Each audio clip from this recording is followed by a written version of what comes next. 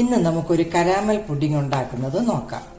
3 ingredients മാത്രമുള്ള ഈ pudding നല്ല രുചിയോടുകൂടി നമുക്ക് തയ്യാറാക്കാം. പുഡിങ്ങിന് ആദ്യം അതിന്റെ കരാമൽ ഉണ്ടാക്കിയെടുക്കാം.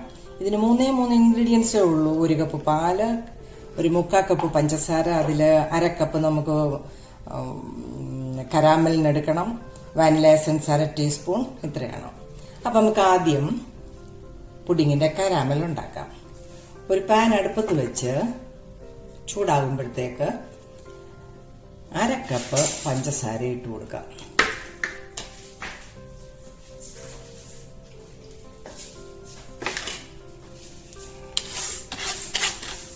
വലിയ ബ്രൗൺ നിറക്കം, ഡീപ് ബ്രൗൺ ആകാതെ ഒരു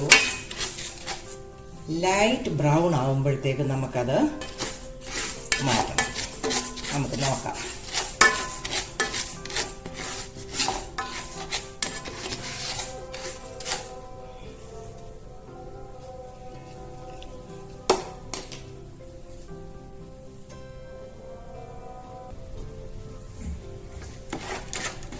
പഞ്ചസാര ഉരുകി നമുക്കത് ആ ലൈറ്റ് ബ്രൗൺ ആകുന്നിടം വരെ അത് ഉരുക്കിയെടുക്കാം.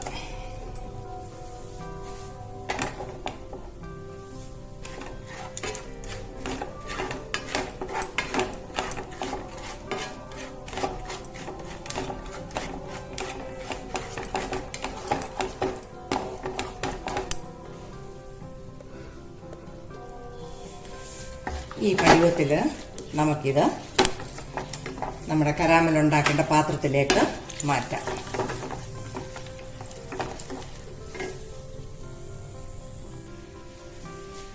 പുഡിംഗ് ഉണ്ടാക്കാനുള്ള കരാമൽ നമുക്ക് ഈ പാത്രത്തിലേക്ക് ഒഴിക്കാം. നല്ലതുപോലെ ചുറ്റിച്ച്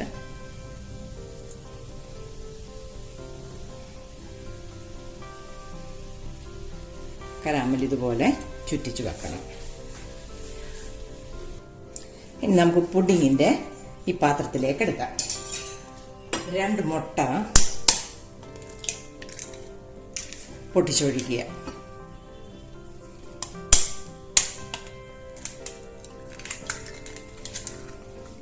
ഇതിലേക്ക് 1/4 കപ്പ് പഞ്ചസാരയും കൂടെ ഇട്ട് നല്ലതുപോലെ യോജിപ്പിക്കുക.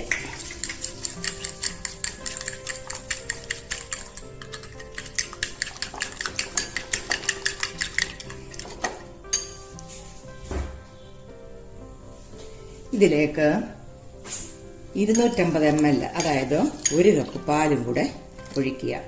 വീണ്ടും അത് മിക്സ് ചെയ്യിക്കുക.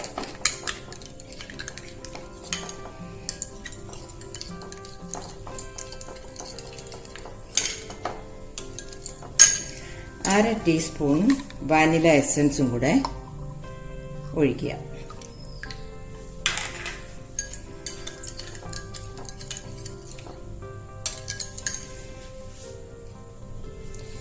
നമ്മൾ ഈ പാലും ഇതെല്ലാം കൂടി ഒന്ന് അരിച്ചെടുക്കുക.